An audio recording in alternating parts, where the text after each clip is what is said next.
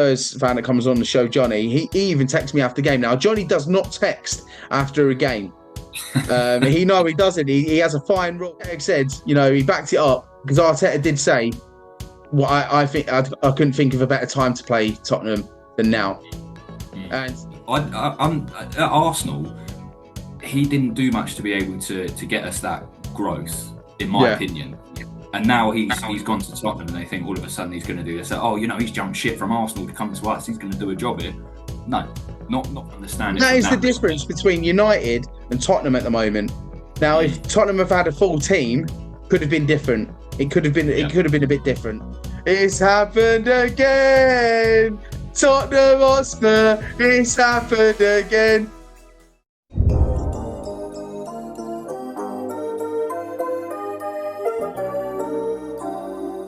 TG, man, that shit go crazy. Took my time and got it right.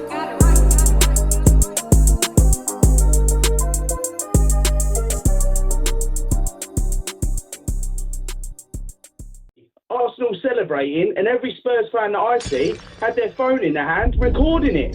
Also, and I state, the Spurs PA announcers pre-match message. Yeah, remind everyone what was said. It's a bit over the top. Yeah, it's a bit over the top. We're calm and we're ready. The only thing you were ready for was a whooping. Whooping. A whooping. Yeah. A whooping. Whooping. A whooping. I'll tell you what, Jamie, you're looking a bit red round the cheeks there. I don't know if you've been on holiday and got a tan, but your arms don't say the same thing. You must be a bit embarrassed there, lad. I was embarrassed. I'm embarrassed as a Spurs fan, I am. Good morning, good afternoon, and good evening, wherever you're watching around the world. This is One Way Football's 101 Fan Talk, and today couldn't be a better day than ever because there's my friend here to the side of me, as you can see, is holding up the number one badge in North London, and that is Arsenal. And over the weekend, we see another demolishment in North London towards Spurs, courtesy of Arsenal. And today I'm joined here with Ashley, the number one Arsenal fan on this podcast show of 101 Fan Talk. Ashley, I would like to say that we've calmed down a bit, but I'm still going, mate. Still going on this roller coaster. I haven't stopped since Sunday. How are you feeling, mate? I'm still on cloud nine, mate. I work with a lot of Tottenham fans as well, so it's just really sweet to just walk in with my Arsenal talk. You're not allowed to wear sports gear in my work. I don't care. I'll take the disciplinary. And walk up to him, give him a good handshake. How you doing? How was your weekend? Back on the pitch, like, so you go in there with your football top on, and then you have to take it off celebrating. You get a card shown to you. Exactly. Yeah. Look, listen, lovely week. Absolute scenes, right? Because I'm going to get into the whole of me going on TalkSport, giving Jamie O'Hara some stick. I'm going to get into, obviously, the amount of Spurs fans that I did have saying to me that it isn't going to be easy. That it's going to be a tough game. It's not going to be the same as what it was at the Emirates. Well, in my eyes, and what I was watching, it was completely the same. I mean, wow! If you literally that Joshua thing, the Joshua meme. Yeah. Well, the first time was so nice. I had to do it twice. Listen, mate, look, how are your emotions going? Just talk us through what you was thinking, because obviously I think the first half as well of that game, I was a bit on edge because obviously they equalised. What did you think? Did you think, here we go? Same story. Do you know what? I didn't. You know, when they did equalise, there was nothing in me that thought Tottenham are going to go on and win this game. Not one part of me thought that. My mind went to, we could drop more points here, but I never thought it was going to be a loss, because they had one or two touches in our box the entire first half, and they scored from it. Like they didn't really pose much of a threat at all. But yeah, second half and even second half we weren't brilliant. We were good, but we weren't brilliant. But it was still enough to see off Tottenham, which is, it's always the big one that you want to do. Yeah, I surely did say to them going into the second half, look, come on, lads, Like they ain't even got a full squad out. I think that blessed us even more that they ain't got a full squad out. But Arteta must have drilled it into their heads like a little bit. But look, I don't know if you've seen it as well. Like Tudor was like he was on the sideline. That Van der Ven, he should hang his head in shame. By the way, because I've seen a clip of Tudor going, push up, and Van der Ven's just like, huh? I mean, this is the quality of the club that they have at the moment. I'm sorry, but they are absolutely rubbish. They're completely and utter rubbish. And I had the Spurs fan that comes on the show, Johnny. He even texted me after the game. Now Johnny does not text after a game. He doesn't. He has a fine rule. If it all right, if he wins, you might get away with it. But if you lose, don't even think about texting him. It'll blow his lid. But fair play to him. He actually texted me and said, "Look, fair play. You were the better team on the field. We're completely rubbish. We've got they have a lot of work to do. Tottenham. They should be worried. I think at this point they've got to go to Fulham this weekend coming up. That ain't going to be easy. That ain't going to be easy at all. They've got a lot of tough games left, and a lot of them are around. Who thought we'd be saying this at the start of the season? They've got a lot of work to do against the teams who are around them as well. They go against a lot of teams who are in that bottom half of the table, and they're tricky fixtures. They could be in trouble. They could be in trouble. But look, listen, we're not here to talk about them lot down the road. We'll have to start calling them Middlesex, I think, again, because the way and the route that they're going, they could be playing Millwall on a Friday evening. Well, mind you, they won't even play Millwall because they might pass them on the way down. And Millwall might be coming up. But look, listen, all jokes aside, look, we had 20 shots on target. That's how different it was of a game compared to what they were. They had 6 as well. So look, I think the way we played completely played them off the park. A big shout out to Eze as well. I mean, apparently he went missing, but he only turns up to these games. Quality, isn't he? He's such a graceful footballer to watch, and there's a lot of, and mainly as Crystal Palace fans who I know, they're saying the Eze that turns up between February and May is different to the Eze that turns up for the rest of the season. Like he just hits a patch of form where he looks on it. So hopefully he can do that again now. But when he's on form, he's such a good player to watch. He makes things look so easy, and I love footballers like that. They make things look easy. They make it look like you could go on there in a Premier League game and think, I could do that, and he does that. Yeah. He's so slick. Well, it's all fell into place for me because obviously I had the I don't know if you watched it with Johnny, my podcast with Johnny, and and he said he goes, it's not going to be the same as the Emirates. Okay, it's not going to be the same result as the Emirates. I can't see that happening again. He said that is we've got to talk about him as well because he goes missing. And we went on to Gyökeres and he went, he's just poor. And I told you about him, Gyökeres, and all of his things just slotted into place. I was thinking of him and going, my God. You put your foot in something. Could have got it more wrong. The amount of clips that I'm getting out of stuff is completely and utterly madness. But it's all banter and jokes aside. Like I say, we're just such a better team than them. We're at a different level, and it just shows the level that we're at the moment. Because we went into that game and everyone had doubts, and there were Arsenal fans as well had doubts as well after that Wolves game, and it was just kind of like Tottenham. It worked. Arteta said, he backed it up because Arteta did say, "Well, I think I couldn't think of a better time to play Tottenham than now."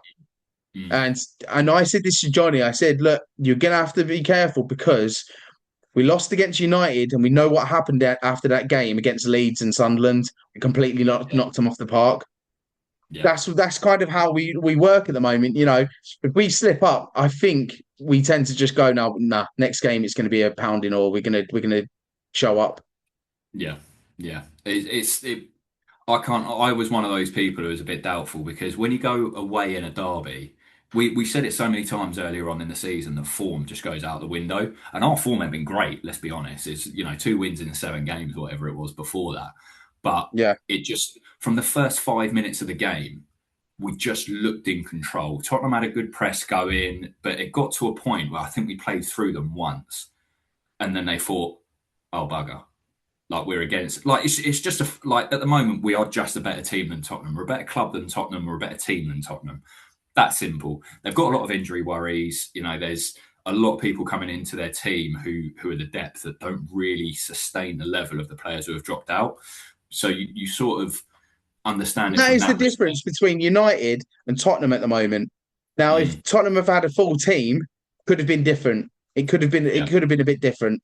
You know, United they had Carrick on the new bounce of a new manager. You know, he had the tools there in front of him to work with. You have to with Tottenham, bit of a different story. You know, Tudor's come into a broken team.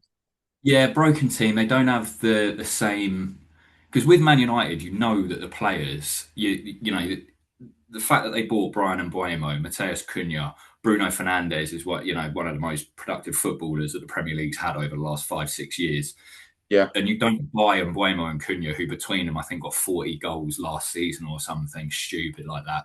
You don't buy players like this and they just become bad players. Like it's just symptomatic of what they come into. And now Carrick's got them play. Carrick just plays them in their best positions. You know, it's that simple. He gives them a philosophy, plays them in their best positions. Obviously, a bit more than that. It's a bit more nuanced, but happy days. Igor Tudor's come in and they have something like 12 first team players available who are fit enough to start. But it also comes to the Tottenham have had these injury issues for the last 3 years. And someone commented on one of my videos saying, "Oh, you'd be the same if you had 11 people injured in your first team." I was like, well, let's not get started on us last year. We still finished second. We got to a semi-final of a Champions League and we still managed to maintain a decent level of football despite all the injuries that we had. And then we strengthened in the summer as well. We've had our injury issues this year, but it's not been as spoken about because we've had quality to come in. Tottenham don't have that, but they've had that for the last 3 years. They've had those injury issues for the last 3 years and it's still not been sorted. Yeah. I get it. In terms of their squad, they still have the same issues. Which, and as a club, you look at that and you think something's not working. That's not being run properly. And they had Arsenal's ex CEO Vinay go in. Yeah, Arsenal didn't grow underneath him.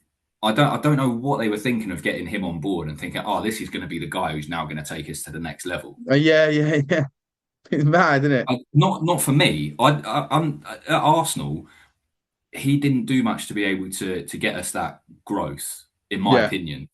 And now he's gone to Tottenham, and they think all of a sudden he's going to do this. Oh, he's jumped ship from Arsenal to come to us. He's going to do a job here.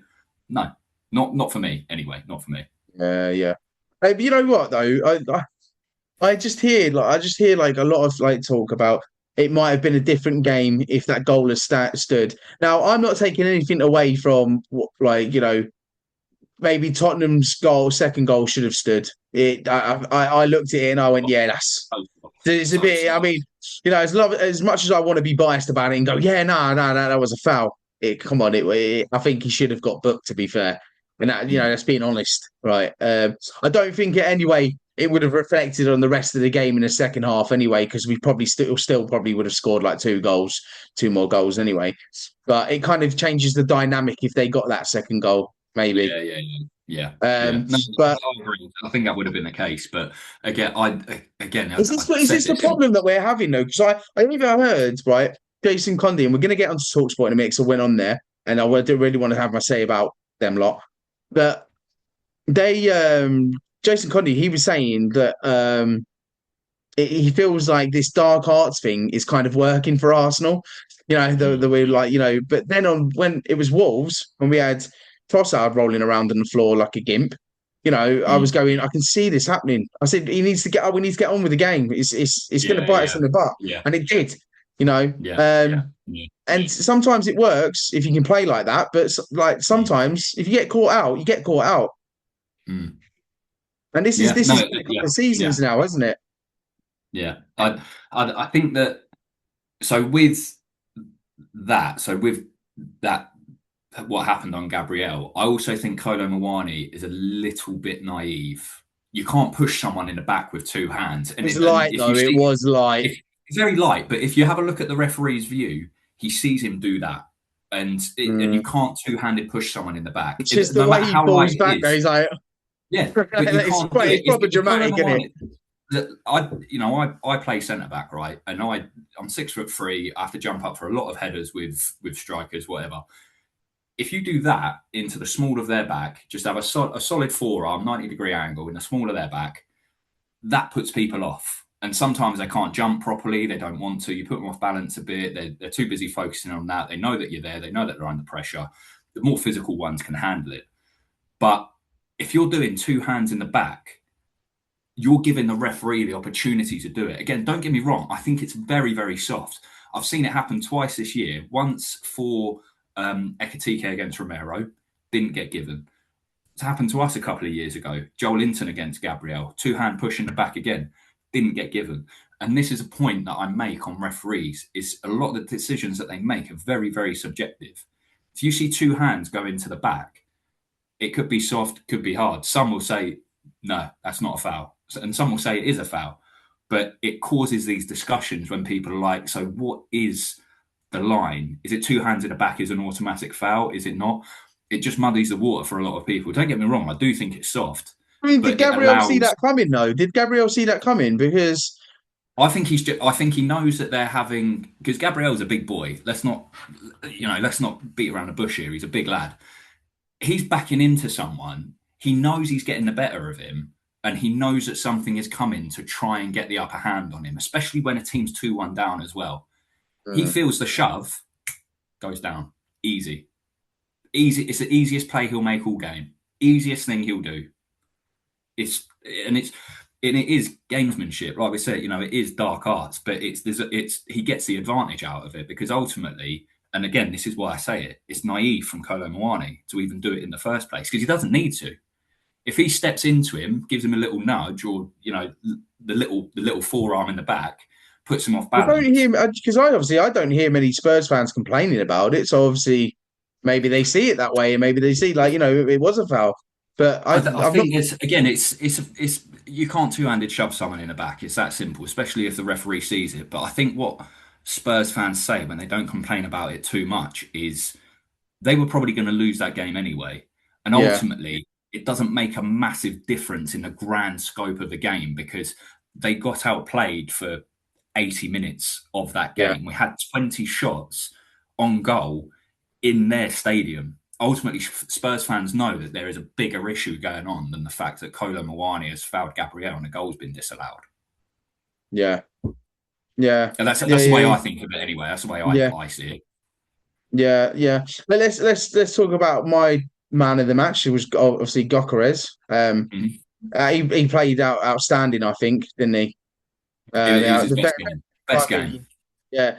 And we actually complain a lot about him when he doesn't turn up in big games. And let's be honest, he worked his socks off a bit on that game. I was actually quite proud of him for the first time. That he actually played like a bit of a false nine, and I thought he was quality. He held up the ball quite well, and just both goals were good as well. I've got a little bit of a joke about that. So he's still not scored in the league against the top 10 team. But anyway, he scored in a big game, so that's what matters. It's quality. I mean, realistically now, he hasn't, right? You know what I mean?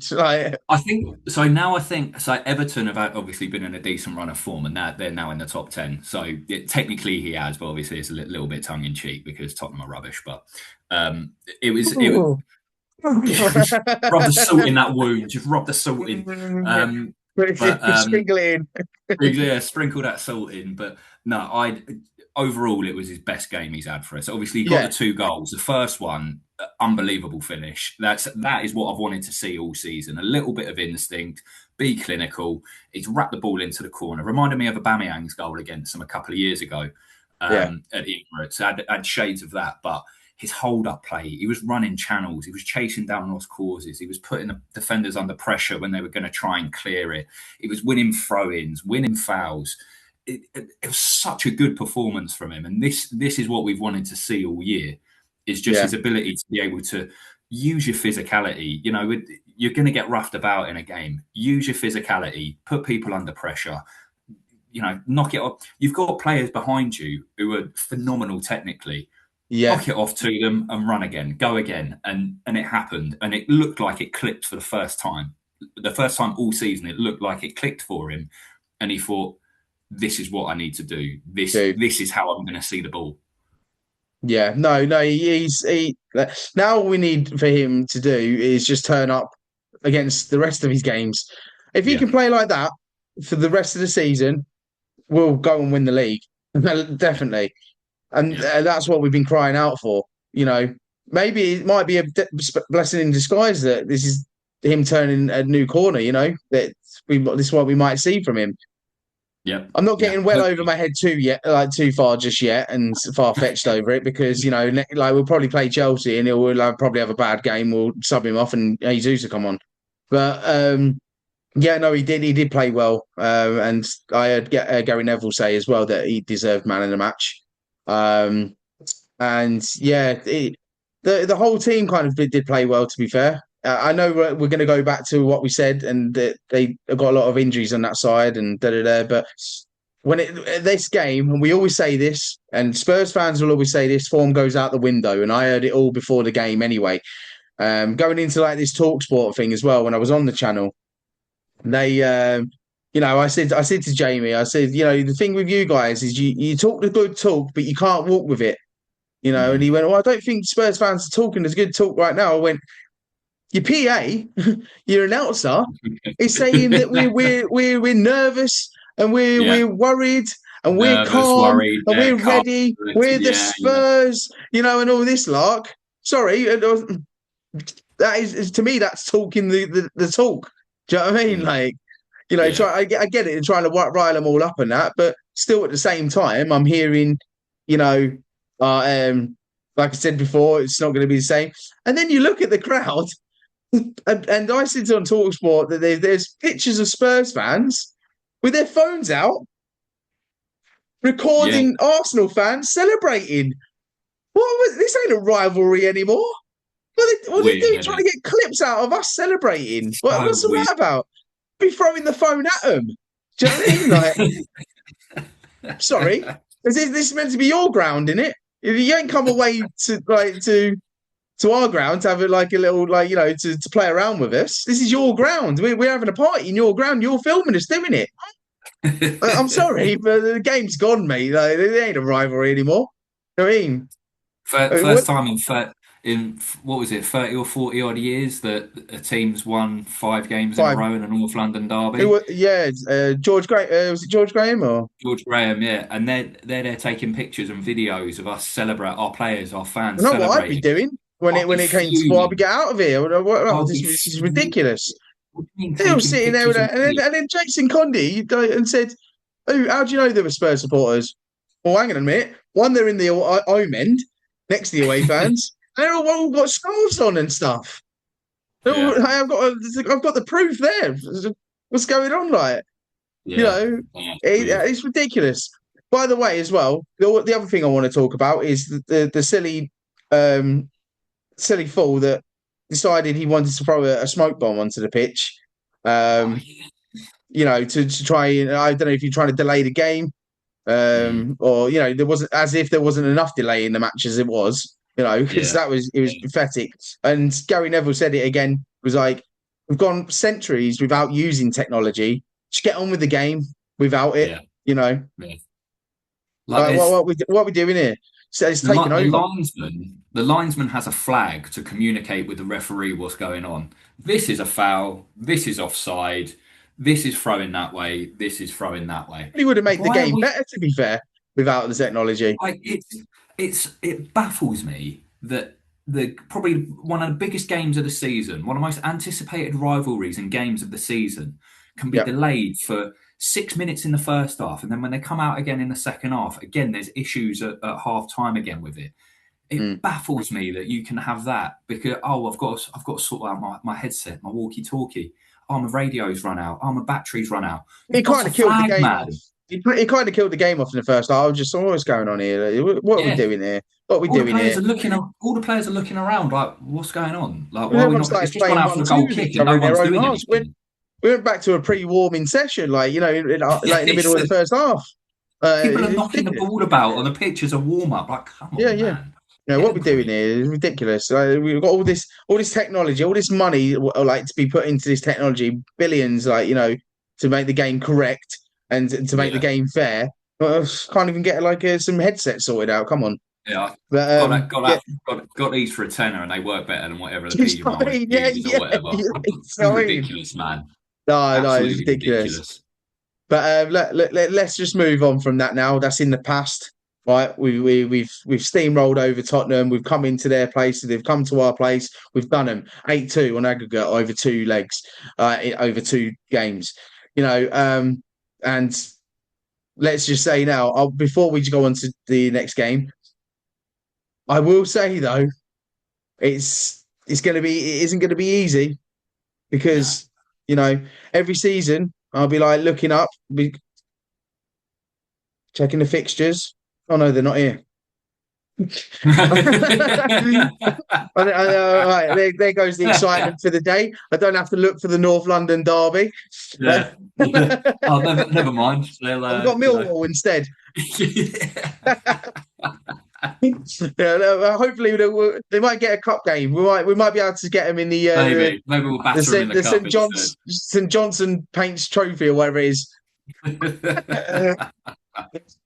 But look, listen, all jokes aside on that as well. We steamrolled over them. That's in the past. Get about that now. And we're on to the next game, which isn't. We're at home. Chelsea at home. We know how the last fixture went. We couldn't even beat a 10-man team. They've got a few red cards now, haven't they? Chelsea, I think. But I'm hoping that we go into this game with the same kind of idea and give them a good old, as they would say on that talk sport as well, whooping. What do you think anyway? What's your thoughts of going into this game? Because every game now is probably a decider for our title challenge. And the games are coming thin and fast. We're down to 10 games now. Yeah. 10 games. Get Chelsea out of the way. I would like to say we've got a couple of easy games, and then we've got to play City in the cup final. Has a lot to play in it, I think. Because it could go both ways. If we lose the game and we lose the cup, then it could push us to go and win the league. Then if we win the league, it could push City to go and do it, So what's your thoughts going into the Chelsea game anyway? What are you thinking? Chelsea are a bizarre prospect because you never know which Chelsea is going to turn up. And obviously they're chasing 4th spot. They'll probably want nothing more than to stop us going and winning the league as well. Like they're going to have a big say in it because they've got to come to us, but City have also got to go to Stamford Bridge as well. Yeah, I've seen that. Yeah, that's in the space of a week as well. They've got the cup final with us, then it's Chelsea, then it's us again. So that's a big couple of weeks for them. Yeah. So that'd be a big few games as well. For us as well. But yeah, you never know. You're never sure as to which Chelsea's going to turn up. Like they could go and comfortably, make things really, really difficult for us, and attack well. They set up really well defensively as well. They got a full week of recuperation before the game as well, similar to us. So you think that all of their players that can play will be available, and then they'll be up for it. But then they also just make stupid mistakes as well. They throw things away, little lapse of concentration, bit of naivety, and they could then go and drop point. They 2-0 up against Leeds at home, and they end up drawing. They're 1-0 up against Burnley at home, get a red card, and then all of a sudden they're drawing 1-1 at home to Burnley as well. Like Chelsea are a weird prospect, so I hope that we can turn up and say to this is what quality looks like. This is what class looks like. This is what being a title challenger looks like. Well, we've got the last time they beat us in any competition was back in 2021. And that's quite a long time away now, considering that was the last time we won an FA Cup. So people say, it's quite a long way away from when we won our last trophy. Well, Chelsea haven't done anything to us since that time. So, I'm hoping that we can just stretch that even longer. And then, if I was having this conversation as well, because obviously anything can happen, from now until the end of the season. But we just have to keep this. If we can keep this gap open, till we get to Etihad, to City, then and the gap's still kind of like 5 or 6 or whatever it is going to be, then I think even if we get a draw at Etihad, it'll be enough. I think. Yeah. I think the same as well. I think the same. We just got to keep this gap. We just got to keep this gap out, like to 5 or 6 points. And then I know people are saying to win the league, you've got to win it at Etihad, but I think a draw would be enough if the gap is still like this. Yeah, I agree. But yeah, the Chelsea game, it's just you don't know what Chelsea are going to get, do you? It's a weird one for me. And you haven't done for the last few years. I remember a few seasons ago when Chelsea finished. I think they did finish in the top 4, but we beat them 5-0 at home. Like, we absolutely battered them. And then last year it was like a comfortable 1-0 win. They didn't really have much. Like, it's like I said, you don't know what Chelsea's going to turn up. And don't get me wrong, I would much rather the game be at the Emirates Stadium. I wouldn't want to. I'd be so worried if it was at Stamford Bridge, because I think that they would just be that much more up for it. But I'm hoping that because of the fact that it's at the Emirates, we can go and get the result and get 3 points. Yeah, I mean, look, we get through past Chelsea and we get a result there, but Brighton away. I mean, I'd probably be more worried about the Brighton game, to be fair. I mean, our home form is a lot better than our away form anyway. But yeah, and then after that, we got Mansfield Town in the FA Cup and then Everton at home. So then we got the cup final. So in my eyes, we get past Chelsea and it's kind of like, we've got it a little bit easy. I'd like to think, until that cup final. And then it's just all down to what City have got to do, really. Like before we leave, we're going to get to that part now where we get some results out of you, some predictions. So we're going to kick off with the Chelsea game. What we're going for, mate? I want to say 2-0 Arsenal. 2-0, 2-0 or 2-1 Arsenal. As well. I think they could. You know what? They could score, because knowing our team, there'll probably be a little bit of a lapse. But I'm hoping that we have get 2 goals and can see the game out nicely. I don't want my blood pressure going through the roof again. Yeah, well, we always get our hopes up. Arsenal. It depends which Arsenal turn up. Yeah, I'm hoping 100%. that's the only last blip that we've seen against Brentford and Wolves, and I'm hoping that's it now. Yeah, but you never know. Brighton away. Brighton aren't great at the moment, and I think that we can really put our foot into. I'm gonna say 3-1 Arsenal. 3-1 Arsenal. Okay, so that's 2 wins and the bounce there. So we are keeping it alive. Yeah. And then we got Mansfield Town. It should be a bit of demolishing, shouldn't it? I mean, just get all the disguise that. Get all the depth out. I want to see Miles Lewis, Skelly, Hincapi, Mosquera, potentially Ben White. Norgard. Go and put in a professional performance. Yeah, another 2 or 3-0. They'll probably get excited. Only 2 or 3. I'm thinking you were going to say like 7, 8. Nah. Keep it realistic. Keep it real, because let's be honest. Going away to these lower league teams like your Mansfield, your Port Vales, your Boltons, Portsmouths, etc. They're not easy places to go, because the pitch isn't great compared to a Premier League pitch. Everything's really close and tight. You've got a fan 5 feet away from you. When you're taking a throw in, and the atmosphere will be raucous as well. Like, they'd be well up for it, but. Just one of those nice professional performances. Get a few goals, 2 or 3-0, and then just say job done, through to the cup final. Okay, and then we'll make this one the last one. Arsenal versus Everton at home. Oh, Everton are good as well. They're they're a bit of our bogey side, aren't they, Everton? A little bit of a bogey team, but again, going forward, I don't really think they've got that much to trouble us. William Saliba loves to have a little bit of a nightmare against a big striker, but because he's got Gabriel there, you'd hope that would be sort of accounted for already. I'm gonna say 2. What am I gonna say? 3-0 Arsenal. 3-0 Arsenal. Okay, so there we go. A potential, 9 points out of 9 out of 9. Hopefully. It Hopefully. could come to bite you in the arse, but Could listen, do, yeah. I'm with you. Yeah, could I'm do. with you, mate. This is what I want to see. Listen, I predicted Man United to have a bounce. I said they'd finish top 4, and they're looking on for it at the moment. Yeah. Well, I hope you're right with our predictions, mate.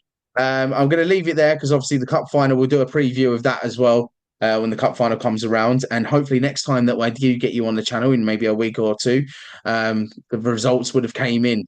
I'm fingers crossed. Come on, you Arsenal. But listen, guys, this is all we have time for on One-on-One Fan Tour. Thank you to Ashley for joining us. Sorry, this side. Over here. Over here. Do check out his TikTok. He has some good content on there that he talks about Arsenal as well. And we shall see you again for another video on One-on-One Fan Talk, talking about Arsenal and other teams. Look out for other teams as well that come on the channel. And all I can say is it's happened again. It's happened again. Tottenham Hotspur, it's happened again. It's happened again. It's happened again. Tottenham Hotspur, it's happened again. You'll always be Tottenham Hotspur. You'll always be. Cheers, mate. Take care, mate. Bye.